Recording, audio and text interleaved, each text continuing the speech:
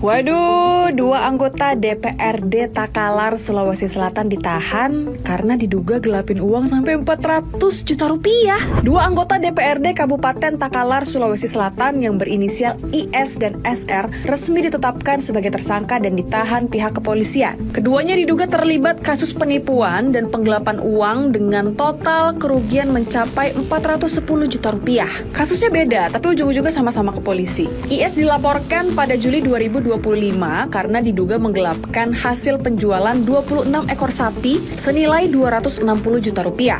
Sedangkan SR dilaporkan Agustus 2025 terkait dugaan penggelapan uang dari penjualan solar subsidi senilai 150 juta rupiah.